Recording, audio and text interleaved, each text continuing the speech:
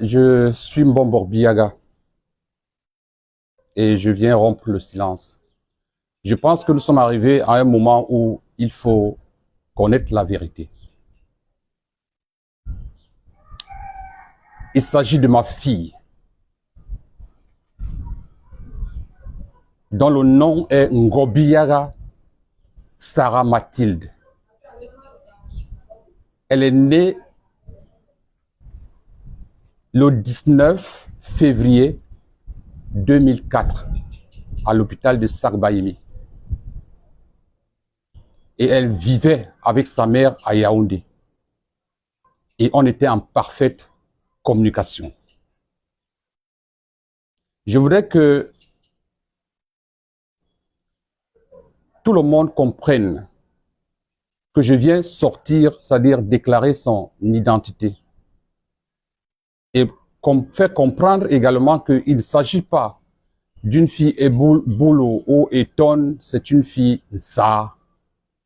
Et que toute la communauté se sent concernée ou doit se sentir concernée parce que c'est notre fille qu'on a tuée. Donc, je viens révéler l'identité de cette fille malgré tout ce qui s'est dit, malgré tout ce qui se dit, c'est ma fille, la fille d'un Mbombok.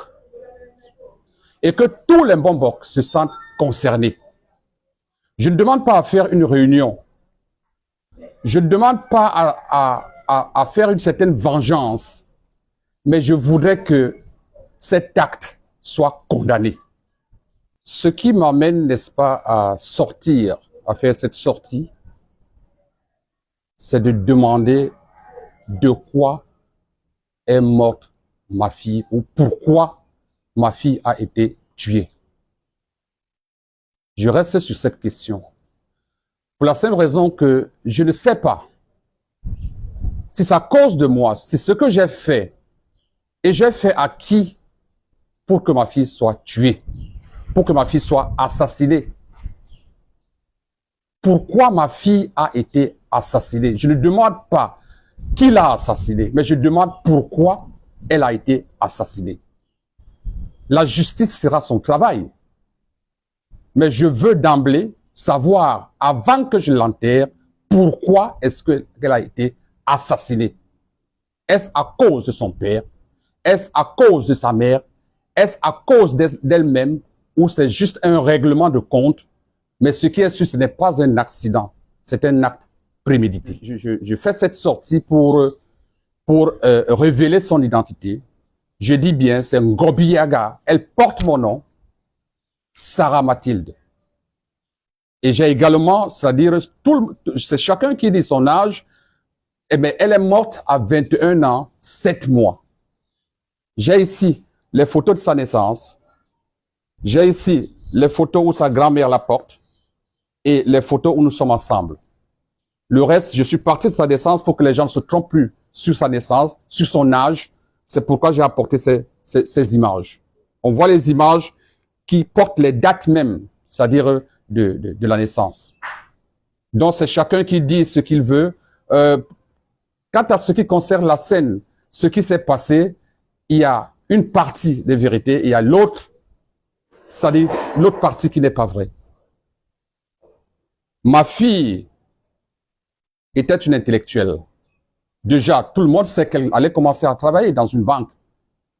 Donc, ce n'est pas une prostituée. Pour qu'on dise qu'elle était avec les amis avant qu'on l'empoisonne. Non. Ma fille a été enlevée chez elle.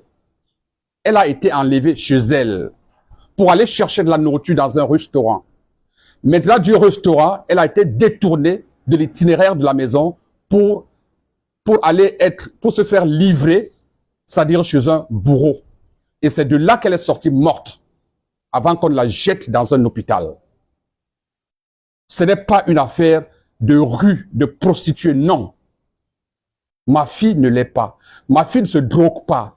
Moi-même, je ne me drogue pas. Mais on doit comprendre une chose. Chacun est libre de dire ce qu'il veut.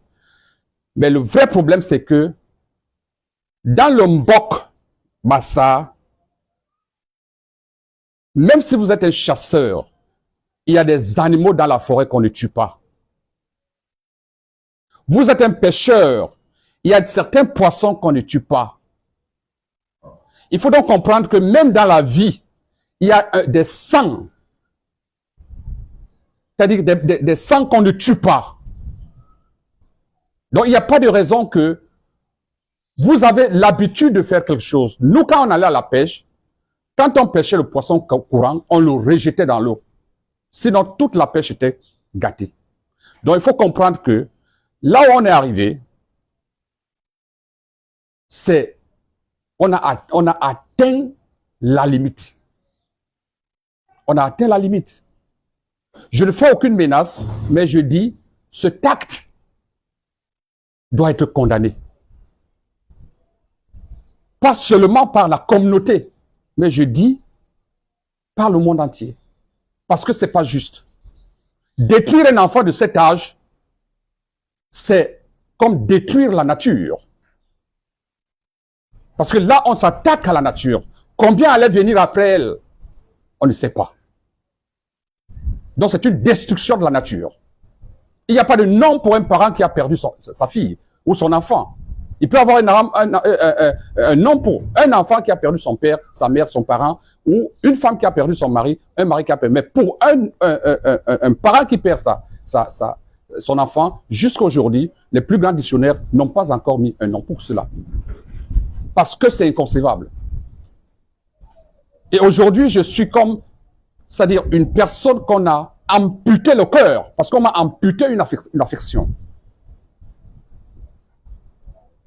Donc j'ai une amputation, c'est-à-dire cardiaque. Le choc est immense.